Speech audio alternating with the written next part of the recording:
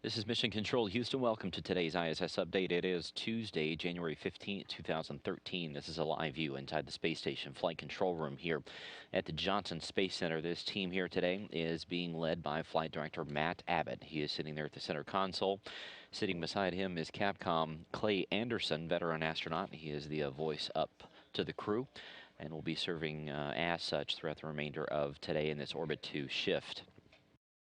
The Expedition 34 crew on board the space station has a busy day today. Kevin Ford, the commander of the crew, has been working on an experiment called Elite today. This takes a look at the connection between brain visualization and motion while the crew is up on board the space station. Obviously, your motor skills and how you react to things is a little bit different up in space than it is here on Earth. So what they do is they set up a camera and record in 3 dimensions the motion of the crew members and how they react going through this type of experiment. They even take a look at how crew members would catch a baseball or something like that up on orbit, because as it happens, our brains are extremely wired to deal with gravity, and even though the crew members know that they're up in space, their brains sometimes still process things as if gravity still had an effect on things. So what they do is they study this, and hopefully it will lead to better ergonomics and better spacecraft design in the future. So Kevin Ford will continue to work on that for the next couple of hours. Oleg Novitsky has been busy this morning working in the Russian segment on a crystal experiment that exists there. He is also going to be working on the immuno experiment, which takes a look at how stress and long-duration spaceflight affect the immune system and different pharmacological ways of dealing with that. Evgeny Tarelkin himself has also been busy in the Russian segment. He has been taking some air samples, which is done periodically. They also take some surface samples as well, just to make sure that the air and the surfaces that the astronauts and cosmonauts touch and interact with are clean and acceptable. He's also going to be working later on this afternoon on the station's inventory management system. This is a fairly extensive system that keeps track of where everything is on board the space station. It is quite a large complex, and making sure that the crew members know and the ground teams know where everything is important. Chris Hadfield has been working with Tom Marshburn this morning on the iServe. This is a new experiment on board the space station that they are in the process of setting up. This is an automated system that is designed to capture images of the Earth's surface from on board the space station. It is primarily a means to gain experience and expertise in automated data acquisition, something that the crew members don't interact with, but is just automatically up and running. But it is expected to provide some fairly unique and useful images of the ground below for disaster monitoring and assessment, and also environmental issues down on the planet below. But what they're doing is setting up the Window Observational Research Facility, or WARF, which is a rack inside the Destiny laboratory. They're going to be installing a 9.25-inch telescope there in that window to point it down at the window below. And there's also a digital camera that is set up with that telescope, and then that experiment will be up and running.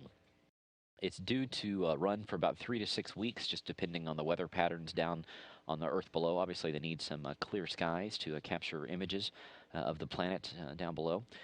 But there should be about 60 individual data acquisition takes of this iServe experiment over the coming weeks. Marshburn himself has also been working inside the laboratory on some routine maintenance on the combustion integrated rack. This is one of the fire experiments on board the space station. The crew members periodically have to basically plug in some more fuel tanks and clean up the different pieces that make up that combustion integrated rack. So he is taking care of that today. And also beginning later on this afternoon, after we're off the air, activities will continue on the robotic refueling mission, or RRM. That activity began yesterday, will continue throughout the week. It is out there on the far right-hand side of the station's truss structure. And ground teams, both here and at the Canadian Space Agency, have been putting the Dexter robot along with the station's robotic arm through the paces. What this RRM does is it's about the size of a washing machine, and there's different tasks and different attachments there on the end of that. Dexter goes up there and pretends like it's servicing a satellite far out in orbit.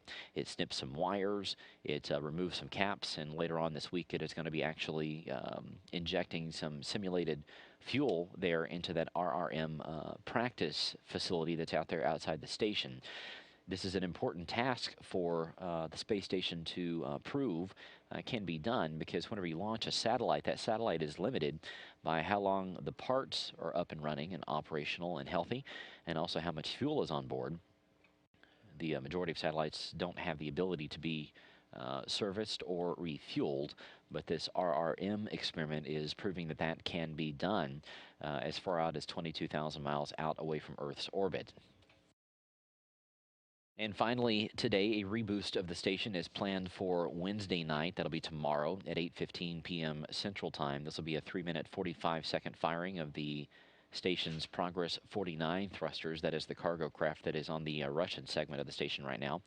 And that will increase the station's orbit by 1 statute mile.